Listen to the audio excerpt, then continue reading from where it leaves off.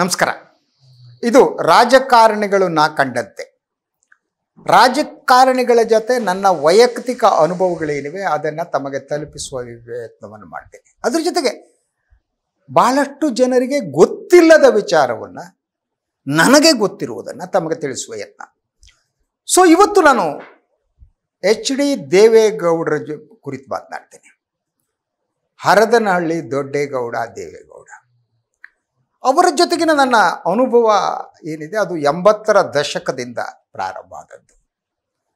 ದೇವೇಗೌಡರನ್ನು ನೋಡಿದಾಗ ನಾನು 2 ಸಾಲುಗಳನ್ನು ಮೊದಲೇ ದೇವೇಗೌಡರ ವ್ಯಕ್ತಿತ್ವವನ್ನು ಅದು ಹೇಗೆ ಅಂದರೆ, ದೇವೇಗೌಡರು ಯುದ್ಧ ಕಾಲದಲ್ಲಿ ಶಾಂತಿಯ ಬೋಧನೆ ಮಾಡ್ತಾರೆ, ಶಾಂತಿ ಕಾಲದಲ್ಲಿ ಯುದ್ಧ ಘೋಷಣೆ ಮಾಡ್ತಾರೆ. ದಟ್ಸ್ ಇಸ್ ಕ್ಯಾರೆಕ್ಟರ್ ಅಂತ.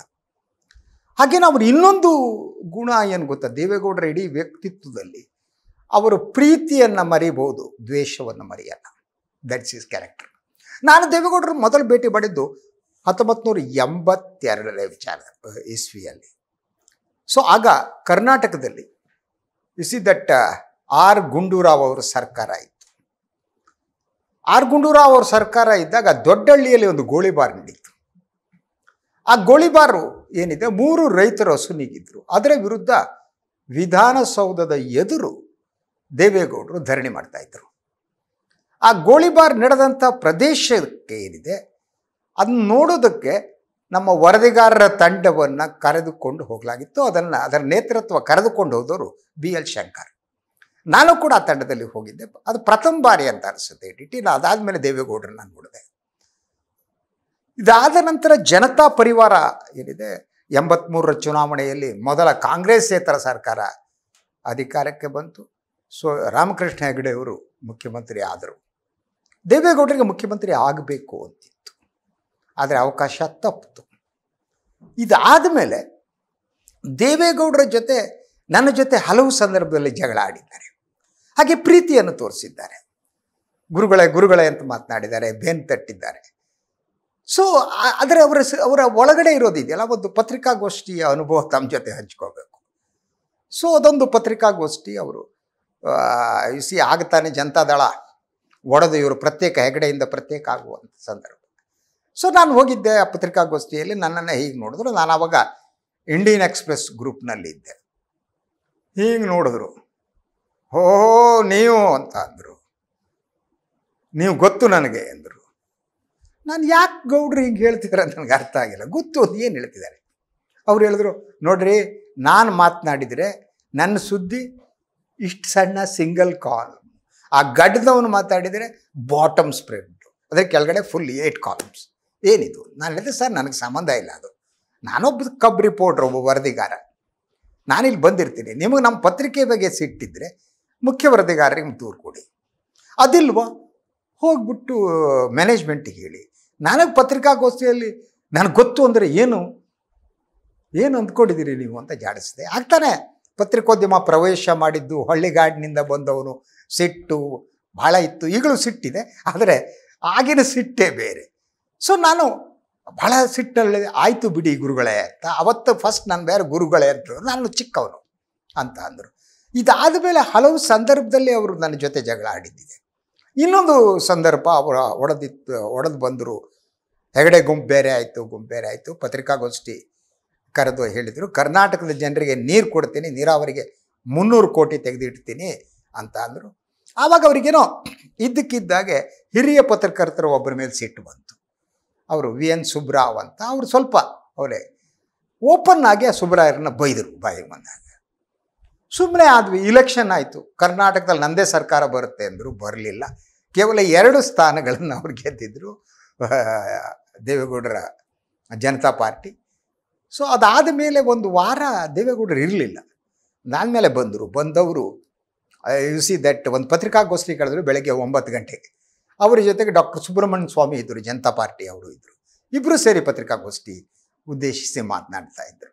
ನಾನು ಮೊದಲೇ ಹೇಳಿದೆ, ನನಗೆ ಅವ್ರ ಪತ್ರಕರ್ತರನ್ನು ಬೈದಿದ್ದು ನನ್ನಲ್ಲಿ ನೆನಪಿನಲ್ಲಿ ಉಳ್ಕೊಂಡಿತ್ತು. ಸೊ ಅವರೇನು ಪತ್ರಿಕಾಗೋಷ್ಠಿ ಸ್ಟಾರ್ಟ್ ಮಾಡಬೇಕು, ಆಗ ನಾನು ಹೇಳಿದೆ, ಗೌಡ್ರೆ ಒಂದು ಮಾತು ನಂದು. ಏನು ಹೇಳಿ ಗುರುಗಳೇ ಅಂದರು.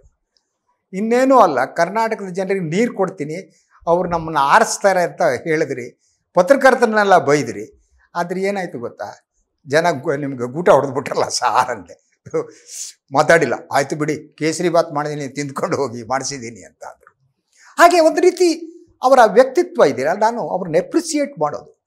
ದೇವೇಗೌಡರ ಅಡ್ಮಿನಿಸ್ಟ್ರೇಷನ್, ಆಡಳಿತದಲ್ಲಿ ಅವರು ಮುಖ್ಯಮಂತ್ರಿಯಾಗಿ ಇನ್ನಷ್ಟು ಕಾಲ ಇರಬೇಕು ಅಂತ ಅಂದುಕೊಂಡವ್ರು. ನಾನು ಪ್ರಧಾನಿಯಾಗಿ ಕೂಡ ಅತ್ಯದ್ಭುತವಾಗಿ ಕೆಲಸ ಮಾಡಿದವರು. ಮತ್ತು ಅವ್ರ ಫೈಲ್ಗಳ ವಿಚಾರದಲ್ಲಿ ಆ ಫೈಲ್ ಮೇಲೆ ಅವ್ರು ನೋಟ್ ಹಾಕೋದು, ದೇವೇಗೌಡ ರೀತಿ ನೋಟ್ ಹಾಕಿದ ಇನ್ನೊಬ್ಬ ರಾಜಕಾರಣಿಯನ್ನು ನಾನು ನೋಡೇ ಇಲ್ಲ. ಅದ್ರ ಜೊತೆಗೆ ಅವರಿಗಿದ್ದ ಆ ಕೆಲಸ ಮಾಡುವ ಇಚ್ಛಾಶಕ್ತಿ. ನನಗೊಂದು ಪರ್ಸನಲ್ ಒಂದು ಅನುಭವ ಹೇಳಬೇಕು. ಸೊ ನನಗೆ ಗೊತ್ತಿರೋರು ಒಬ್ಬರದ್ದು ಬೆಂಗಳೂರಲ್ಲಿ ಒಂದು ಸೈಟ್ ಇತ್ತು. ಅವ್ರು ಹೋಗೇ ಇರಲಿಲ್ಲ. ಭಾಳ ತಿಂಗಳುಗಳ ವರ್ಷಗಳ ನಂತರ ನೋಡಿದರೆ ಅಲ್ಲಿ ಬೇರೆಯವರು ಮನೆ ಕಟ್ಕೊಂಡು ಉಳ್ಕೊಬಿಟ್ಟಿದ್ದಾರೆ. ಇವ್ರಿಗೆ ಶಾಕ್ ಸೈಟ್ ಇವ್ರದ್ದು. ಅವ್ರು ನನ್ನ ಹತ್ರ ಬಂದರು, ನೋಡಿ ನಿಮಗೆ ಮುಖ್ಯಮಂತ್ರಿ ದೇವೇಗೌಡರು ಮುಖ್ಯಮಂತ್ರಿ ಗೊತ್ತಲ್ಲ, ಒಂಚೂರು ಹೇಳಿ ನನ್ನ ಸೈಟ್ ಮೇಲೆ ಬೇರೆಯವರು ಮನೆ ಕಟ್ಬಿಟ್ಟಿದ್ದಾರೆ. ಸರಿ, ನಾನು ಆಯಿತು ಬನ್ನಿ ಕರ್ಕೊಂಡು ಹೋಗ್ತೀನಿ ಅಂತಂದೆ. ಗೌಡ್ರ ಹತ್ರ ಕರ್ಕೊಂಡೋದೆ ಅವ್ರನ್ನ. ಗೌಡ್ರು ಏನು ಗುರುಗಳ ಏನು ಬಂದಿದ್ದೀರಿ ಅಂದರೆ, ಸರ್ ಹೀಗೆ ನಮ್ಮ ಸ್ನೇಹಿತರು ಇವ್ರ ಸೈಟ್ನಲ್ಲಿ ಬೇರೆಯವ್ರು ಮನೆ ಕಟ್ಬಿಟ್ಟಿದ್ದಾರೆ ಸರ್, ಏನಾದರೂ ಮಾಡಿ ಅಂತ. ಅರ್ಜಿ ತಂದಿದ್ದೀರಾ ಅಂತ. ಹೌದು ಸರ್, ಅರ್ಜಿ ಕೊಟ್ರಿ. ತೆಗೆದ್ರು, ಅವ್ರು ಜುಬ್ಬಾದ ಕಿಸಲ್ಲಿ ಇಟ್ಕೊಂಡ್ರು. ನಾನು ಹೇಳಿದೆ, ಸಾರ್ ಜುಬ್ಬಾದ ಕಿಸಲ್ಲಿ ಇಟ್ಕೊಂಡ್ಬಿಟ್ಟಿದ್ದೀರಿ, ದೋಬಿಗೆ ಹೋಗ್ಬಿಡಲ್ವಾ ರೀ, ಸುಮ್ಮನೆ ಇದು ಮಾಡಿಬಿಡಿ, ಇದು ಬಹಳ ಇಂಪಾರ್ಟೆಂಟ್ ಅಂತ ಇಲ್ಲಿ ಇಟ್ಕೊಂಡಿದ್ದೀನಿ. ಸರಿ, ವಾರ ಆಯಿತು, 15 ದಿವಸ ಆಯಿತು, ಏನು ಕೆಲಸ ಇಲ್ಲ. ಮತ್ತೆ ಹೋದೆ ನಾನು ಕರ್ಕೊಂಡು ಹೋದಾಗ ಹೇಳಿದೆ, ಸರ್ ನಾನು ಹೇಳ್ದಂಗೆ ಆಯಿತು, ನಿಮ್ಗೆ ಅರ್ಜಿ ಕೊಟ್ಟರೆ ಅದನ್ನ ತಗೊಂಡೋಗ್ಬಿಟ್ಟು ದೋಬಿ ಕಳಿಸಿದ್ದೀರಿ, ನೋಡಿ ನೀವು ಮಾಡೋಕ್ಕೆ ಸಾಧ್ಯ ಆಗ್ತದೆ ಮಾಡಿ, ಆಗಲ್ಲ ಅಂದ್ರೆ ಬಿಡಿ, ಅದು ನೋ ಇಶ್ಯೂ, ನೀವು ಮಾಡಿಲ್ಲ ಅಂತ ಸಿಟ್ಟು ಮಾಡ್ಕೊಳ್ಳೋನಲ್ಲ, ಆದರೆ ನನ್ನ ಹತ್ರ ಮಾಡ್ತೀನಿ ಅಂದ್ಕೊಂಡು ಕೈ ಎತ್ಕೊಂಡು ಮಾಡಿಬಿಡಿ ಅಂದ್ಬಿಟ್ಟೆ. ಬೇಜಾರ ಮಾಡ್ಕೋಬೇಡಿ ಗುರುಗಳೇ ಅಂದರು. ಹಾಗೆಯೇ ನೋಡ್ತಾ ಇರಿ ಅಂದರು. ನಾವಿದ್ದು ಕೂತಾಗಲೇ ಎದುರುಗಡೆನೇ ಅವರು ಪೊಲೀಸ್ ಕಮಿಷನರಿಗೆ ಫೋನ್ ಮಾಡಿದ್ರು, ಬಿ ಡಿ ಎ ಕಮಿಷನರಿಗೆ ಯಾರಿಗೋ ಫೋನ್ ಮಾಡಿದ್ರು. ಫೋನ್ ಏನು ಮಾಡ್ತಾಯಿದ್ರು ಗೊತ್ತಿಲ್ಲ. ಮರುದಿನ ನೋಡಿದರೆ ಮಧ್ಯರಾತ್ರಿ ಯಾರು ಅಕ್ರಮವಾಗಿ ಆ ಕಟ್ಟಡವನ್ನು ಕಟ್ಟಿದ್ರು, ಆ ಕಟ್ಟಡವನ್ನು ಪೊಲೀಸ್ ಕಮಿಷನರಿಗೆ ಕಟ್ಟಡ ಉರುಳಿಸ್ಬಿಟ್ಟು ಆ ಅಕ್ರಮವಾಗಿ ಕುಟುಂಬದಲ್ಲಿದ್ದವ್ರನ್ನ ಬೇರೆ ಕಡೆ ಕಳಿಸ್ಬಿಟ್ಟು ಬೆಳಗ್ಗೆ ಖಾಲಿ ಸೈಟ್ ಮಾಡಿ. ನನಗೆ ವಾಸ್ ಶಾಕಿಂಗ್ ಟು ಮೀ. ನಾನು ಮರುದಿವಸ ಕರ್ಕೊಂಡು ಹೋಗ್ಬಿಟ್ಟೆ, ಸಾರ್ ಇದೇನು ಸರ್ ಹೇಗೆ ಮಾಡಿದ್ರು? ಅವ್ರು ಹೇಳಿದ್ರು, ನೋಡಿ ಕಾನೂನು ಪ್ರಕಾರ ಹೋರಾಟ ಮಾಡ್ತಾ ಹೋದರೆ ಈ ನಿಮ್ಮ ಸ್ನೇಹಿತರಿಗೆ ಅವ್ರ ಸೈಟು ಸಿಗ್ತಿರಲಿಲ್ಲ, ಆದರೆ ಇಂಥ ವಿಚಾರಗಳಲ್ಲಿ ಇಚ್ಛಾಶಕ್ತಿ ಬೇಕು, ಹಾಗಿದ್ದರೆ ಸಾಧ್ಯ ಅಂದರು ದೇವೇಗೌಡರು. ಸೊ ನಾನು ನಿಮಗೊಂದು ಮಾತು ಹೇಳಿದೆ, ಅವರು ಪ್ರೀತಿಯನ್ನು ಮರಿತಾರೆ ಹೊರತು ದ್ವೇಷವನ್ನು ಮರಿತಾ ಇಲ್ಲ. ನಾನು ಒಂದೆರಡು ಸಲ ಅವ್ರನ್ನು ಮೀಟ್ ಮಾಡಿದಾಗ ಹೇಳಿದೆ, ಸರ್ ಜನತಾ ಪರಿವಾರದ ಲೀಗಸಿಯನ್ನು ನೀವು ಮುಂದುವರಿಸಬೇಕು. Legacy that is a most important. Congress ಮತ್ತು BJP ಎರಡನ್ನೂ ವಿರೋಧಿಸುವವರು ಇರ್ತಾರಲ್ಲ, ಅವರಿಗೊಂದು ಪಾರ್ಟಿ ಬೇಕು, ಒಂದು ಪ್ರಾದೇಶಿಕ ಪಕ್ಷ ಬೇಕು ಅವರಿಗೆ. ನಾನು ನಂದೇ ವೈಯಕ್ತಿಕ ನಿಮಗೆ ಹೇಳ್ತೀನಿ, ಆ್ಯಸ್ ಎ ಜರ್ನಲಿಸ್ಟ್ ಆಗಿ ಅಲ್ಲ, ಒಬ್ಬ ನಾಗರಿಕನಾಗಿ ನಾನು ನನ್ನ ಲೈಫ್ನಲ್ಲಿ ಕಾಂಗ್ರೆಸ್ BJP ಎರಡಿಗೂ ವೋಟ್ ಮಾಡಿಲ್ಲ. ನಾನು ನಿಮ್ಮ ಜನತಾ ಪರಿವಾರಕ್ಕೆ ವೋಟ್ ಮಾಡಿದ್ದೀನಿ, ಅದಿಲ್ಲ ಅಂದರೆ ಕಮ್ಯುನಿಸ್ಟ್ರಿಗೆ ಒಂದು ಸಲ ವೋಟ್ ಮಾಡಿದ್ದೀನಿ. ನಮಗೀಗ ವೋಟ್ ಮಾಡೋದಕ್ಕೆ ಪಕ್ಷ ಇಲ್ದಿದ್ದಂಗೆ ಆಗೋಗ್ಬಿಟ್ಟಿದೆ. ನೀವೆಲ್ಲ ಪೂರ್ಣ ಇಡೀ ನಿಮ್ಮ ಪಕ್ಷ ಏನಿದೆ ಅದನ್ನೇ ನಾಶಪಡಿಸ್ಬಿಟ್ಟಿದ್ದೀರಿ ಅಂತ.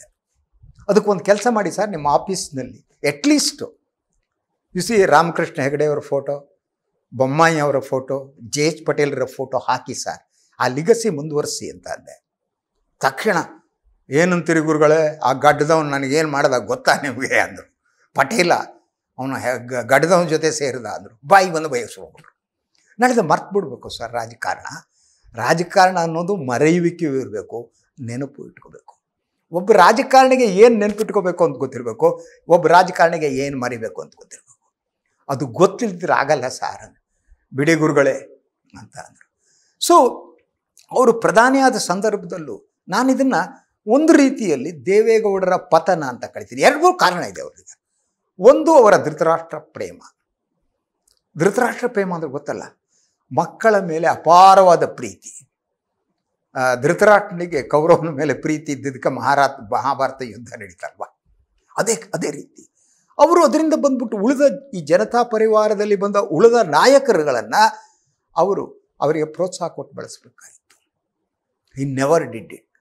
ಹಾಗೆಯೇ ಎಲ್ಲ ಪಕ್ಷದ ಎಲ್ಲ ನಾಯಕರುಗಳನ್ನು, ಅವರ ಜೊತೆ ನಿಂತವ್ರನ್ನ ಒಬ್ಬರನ್ನ ತ್ಯಾಗ ಮಾಡ್ತಾ ಬಂದರು. ಸಿದ್ದರಾಮಯ್ಯ ಬಿಟ್ಟಿದ್ದು ಅದೇ ಕಾರಣಕ್ಕಾಗಿ. ಯೂಶ್ವಲಿ ಜನತಾ ಪರಿವಾರಕ್ಕೆ ಸಿದ್ದರಾಮಯ್ಯ ಒಂದು ಬಹುದೊಡ್ಡ ಆಸ್ತಿಯಾಗಿದ್ದರು. ಸೊ ಆದರೆ ಅದನ್ನು ಕೂಡ ದೇವೇಗೌಡರು ಉಳಿಸ್ಕೊಳ್ಳಿಲ್ಲ. ಜನತಾ ಪರಿವಾರ ಒಬ್ಬೊಬ್ಬರೇ ಹೋಗ್ತಾ ಹೋಗ್ತಾ ಹೋಗ್ತಾ ಅದು ಕುಟುಂಬಕ್ಕೆ ಸೀಮಿತ ಆಯಿತು. ಅದರ ಇದು ಒಂದು ಪಾರ್ಟ್. ಆದರೆ ಇದು ಆರ್ಗನೈಸೇಷನ್ ದೃಷ್ಟಿಯಿಂದ ನಾನು ಇದನ್ನು ಹೇಳ್ತೀನಿ. ಇದು ಒಂದಾದರೆ ಇನ್ನೊಂದು ದೇವೇಗೌಡರ ಭಾಳ ಮುಖ್ಯವಾದ ಸಮಸ್ಯೆ ಅಂದರೆ ಅವರ ಸೈದ್ಧಾಂತಿಕ ನಿಲುವಿನಲ್ಲಾದ ಬದಲಾವಣೆ. ಇದನ್ನು ನಾನು ಅಧಃಪತನ ಅಂತ ಕರಿತೀನಿ. ಅದು ಕೂಡ ಅವ್ರ ಮಕ್ಕಳಿಗಾಗಿ ಮಾಡಿದ್ದು ಅಂತ. ಮಗ ಕೇಂದ್ರ ಸಚಿವರಾಗಲಿ ಅನ್ನುವ ಕಾರಣಕ್ಕಾಗಿ ಅವರು ಕೋಮುವಾದಿ ರಾಜಕಾರಣದ ವಿರುದ್ಧ ಹೋರಾಟ ಮಾಡ್ತಾ ಬಂದವರು. ಜನತಾ ಪರಿವಾರ ಒಡೆಯುವುದಕ್ಕೆ ಬಹಳ ಮುಖ್ಯವಾದ ಕಾರಣ ಹೆಗಡೆ BJP ಕಡೆ ಹೋದದ್ದು. ಕಾಂಗ್ರೆಸ್ BJP ಎರಡನ್ನೂ ಕೂಡ ಸಮಾನ ದೂರದಲ್ಲಿ ನಾನು ಕಾಣ್ತೀನಿ ಅನ್ನುವ ಒಂದು ತಾತ್ವಿಕ ನಿಲುವಿನೊಂದಿಗೆ ಜನತಾ ಪರಿವಾರ ಒಡೆದಿತ್ತು. ಆ ಕಾರಣಕ್ಕೆ ಅವರು ಪ್ರಧಾನಿ ಆಗುವ ಕಾಲದಲ್ಲೂ ಕೂಡ ಅವ್ರನ್ನ ಬೆಂಬಲವಾಗಿ ನಿಂತವರು ಕಮ್ಯುನಿಸ್ಟರು. ಸೊ ಅದರ ಎಲ್ಲವನ್ನ ಮರೆತು ಅವರು BJPಯ ತೆಕ್ಕೆಗೆ ಹೋದರು. ನಾನೊಂದು ಮುಂದಿನ ಜನ್ಮ ಅಂತಿದ್ರೆ ನಾನು ಒಬ್ಬ ಮುಸ್ಲಿಮರ ಮನೆಯಲ್ಲಿ ಹುಟ್ಟುತ್ತೀನಿ ಅಂತ ಹೇಳಿದವರು ದೇವೇಗೌಡ. ಆದರೆ ಅದನ್ನೆಲ್ಲ ಮರೆತು ಅವರು BJP ಜೊತೆ ಕೈ ಜೋಡಿಸಿದ್ರು. ಆ ಮೂಲಕ ಅವರ ತಾತ್ವಿಕತೆ ಇತ್ತಲ್ಲ, ಅವರ ನಂಬಿಕೆ ಇತ್ತಲ್ಲ, ಜನತಾ ಪರಿವಾರ ಇತ್ತಲ್ಲ, ಅದೊಂದು ಅದ್ಭುತವಾದ ಪೊಲಿಟಿಕಲ್ ಎಕ್ಸ್ಪಿರಿಮೆಂಟ್ ಅಂತ, ಜನತಾ ಪರಿವಾರದ ರಾಜಕೀಯ ಪ್ರಯೋಗ ಅಂತ. ಅದೆಷ್ಟು ನಾಯಕರು ಆ ಸಂದರ್ಭದಲ್ಲಿ ಹುಟ್ಟರು ಜನತಾ ಪರಿವಾರದಲ್ಲಿ. ಅಂಥದ್ದು ಬಂದಿದ್ದು ಈ ಕೋಮುವಾದಿ ರಾಜಕಾರಣದ ಒಳಗಡೆ ಅವರು ಸಿಲುಕಿಕೊಂಡ್ರಲ್ಲ. ಅವರ ಮಗನಿಗಾಗಿ, ಮಗನನ್ನು ರಿಹ್ಯಾಬಿಲಿಟೇಟ್ ಮಾಡಿ, ಅದು ಕಾಂಗ್ರೆಸ್ನವ್ರ ಕಾರಣ ಇದೆ, ನಾನು ಇಲ್ಲ ಅಂತೇನಲ್ಲ. ಕಾಂಗ್ರೆಸ್ನವ್ರು ಕೂಡ ಕುಮಾರಸ್ವಾಮಿ ಹಾಗೆ ನೋಡಿದರೆ, ನಾನು ಇನ್ನೊಂದು ಸಲ ಕುಮಾರಸ್ವಾಮಿ ಬಗ್ಗೆ ಮಾತಾಡ್ತೀನಿ. ಕುಮಾರಸ್ವಾಮಿ ಅವರು ಪ್ರಥಮ ಬಾರಿಗೆ ಮುಖ್ಯಮಂತ್ರಿ ಆದಾಗ ಒಳ್ಳೆ ಕೆಲಸವನ್ನೇ ಮಾಡಿದರು, ಅನುಮಾನ ಬೇಕಾಗಿಲ್ಲ. ಆದರೆ ಕಾಂಗ್ರೆಸ್ಸು ಅವರನ್ನು ಅಧಿಕಾರದಿಂದ ದೂರವಿಡುವುದಕ್ಕೆ ಒಂದು ರೀತಿಯ ತಂತ್ರ ಷಡ್ಯಂತ್ರಗಳನ್ನ ರೂಪಿಸುವಂತನೂ ನನಗೆ ಅನಿಸುತ್ತೆ. 17 ಜನ MLAಗಳು ಬಿಟ್ಟು ಆ ಸರ್ಕಾರ ಕೆಡಗೋದ್ರ ಹಿಂದೆ ಸಿದ್ದರಾಮಯ್ಯನವರ ಕೈ ಇರಬಹುದು ಅನ್ನೋ ಸಂಶಯ ಕೂಡ ನನಗೆ ಇದೆ. ಸೊ ಅದು ಇಡೀ ಆ ರಾಜಕಾರಣ ತಿರುವು ಕಾರಣ ಆಯಿತು. ದೇವೇಗೌಡರು ಹೋಗಿ BJPಗೆ ತೆಕ್ಕೆಗೆ ಬಿದ್ದರು.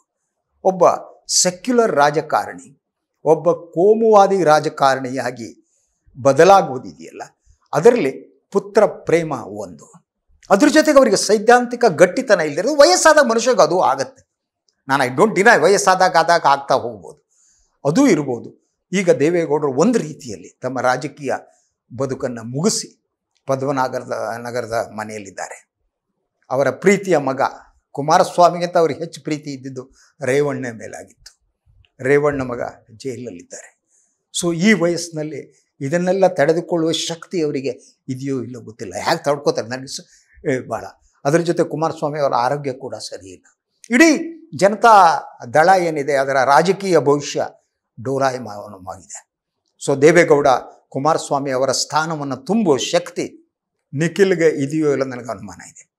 ನಿಖಿಲ್ ಕೂಡ ನನಗೆ ಆತ್ಮೀಯವಾಗಿ ಹತ್ತಿರದಿಂದ ಗೊತ್ತಿದ್ದು, ಆದರೆ ಅವರಿಗಿನ್ನೂ ಕೂಡ ಆ ಸ್ಥಾನವನ್ನು ತುಂಬುವ ಸಾಮರ್ಥ್ಯ ಏನಿದೆ ಅದು ಇನ್ನೂ ಬಂದಿಲ್ಲ. ದೇವೇಗೌಡರಿಗೆ ದೇವೇಗೌಡರೇ ಸಾಟಿ. ಅವರು ಒಂದು ರೀತಿಯಲ್ಲೇ ಗುಣದೌರ್ಬಲ್ಯಗಳ ಒಂದು ಭತ್ತ. ಆದರೆ ಅವರ ಆಡಳಿತಗಾರರಾಗಿ, ಲೋಕೋಪಯೋಗಿ ಸಚಿವರಾಗಿ, ನೀರಾವರಿ ಸಚಿವರಾಗಿ, ಮುಖ್ಯಮಂತ್ರಿಯಾಗಿ, ಪ್ರಧಾನಿಯಾಗಿ ಅವರು ಕೆಲಸ ಮಾಡಿದ್ದು ಅತ್ಯದ್ಭುತವಾದ್ದು.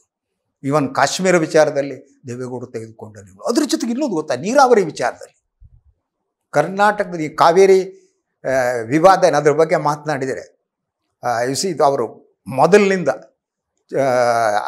ಮದ್ರಾಸ್ ಮತ್ತು ಕರ್ನಾಟಕದ ನಡುವಿನ ಒಪ್ಪಂದಗಳು, ಈ ಪ್ರತಿ ವಿಚಾರದಲ್ಲಿ, ನೀರಾವರಿ ವಿಚಾರದಲ್ಲಿ ಅವರಿಗೆ ಬೇರೆ ಯಾರೂ ಸಾಟಿ ಇಲ್ಲ. ಹೀಗೆ ಹಲವು ಗುಣಗಳನ್ನು ದೇವೇಗೌಡರದನ್ನು ನಾವು ಹೇಳ್ಬೋದು. ಆದರೆ ಎಲ್ಲವನ್ನ ಮಸಿ ನುಗ್ಗುತು ಅನ್ನುವ ಹಾಗೆ ಅವರು ತಮ್ಮ ರಾಜಕಾರಣವನ್ನು ಮಗನಿಗಾಗಿ, ಕುಟುಂಬ ರಾಜಕಾರಣಕ್ಕಾಗಿ ಎಲ್ಲವನ್ನ ನೀರಿನಲ್ಲಿ ತೊಳೆದು ಹೋಗುವಂತೆ ಮಾಡಿದರು. ಇನ್ನೂ ಎತ್ತರದ ಸ್ಥಾನದಲ್ಲಿ ದೇವೇಗೌಡರು ಇರಬೇಕಾಗಿತ್ತು. ಅವರ ರಾಜಕೀಯ ಬದ್ಧತೆ ಏನಿದೆ ಅದು ಅಲುಗಾಡಬಾರ್ದಾಗಿತ್ತು. ಅವರು ಕೋಮು ರಾಜಕಾರಣದ ಬಲೆಯೊಳಗೆ ಸಿಗಬಾರ್ದಾಗಿತ್ತು. ಇತ್ತೀಚಿನ ದಿನಗಳಲ್ಲಿ ಅವರು ಪ್ರಧಾನಿಯವರನ್ನು ಹೊಗಳುವುದನ್ನು ನೋಡಿದರೆ ಒಂದು ರೀತಿಯಲ್ಲಿ ಪಾಪ ಅನಿಸುತ್ತೆ, ಸಂತಾಪ ಮೂಡುತ್ತೆ.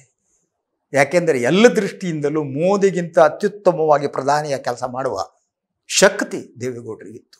ಆದರೆ ಇವತ್ತು ದೇವೇಗೌಡರು ಮೋದಿಯವರ ಬಾಲಂಗೋಚಿಯೋ ಬಟ್ಟಂಗಿಯೋ ಅನ್ನುವ ರೀತಿ ಮಾತನಾಡೋದಿದೆಯಲ್ಲ, ಇದೆಲ್ಲ ಮಗನಿಗಾಗಿಯಾ ಗೊತ್ತಿಲ್ಲ ನನಗೆ. ಆದರೆ ಇದನ್ನು ನಾನು ದೇವೇಗೌಡರ ರಾಜಕೀಯ ಪತನ ಅಂತ ಕರಿತೇನೆ. ಇದು ಇವತ್ತಿನ ರಾಜಕಾರಣಿಗಳನ್ನ ಕಂಡಂತೆ. ಹಾಗೆಯೇ ಇನ್ನೂ ಕೂಡ ಮುಂದಿನ ಸಂಚಿಕೆಯಲ್ಲಿ ಬೇರೆ ಬೇರೆ ರಾಜಕಾರಣಿಗಳ ಬಗ್ಗೆ ಮಾತಾಡ್ತೀನಿ. ಎಲ್ಲರಿಗೂ ಒಳ್ಳೆಯದಾಗಲಿ. ನಮಸ್ಕಾರ.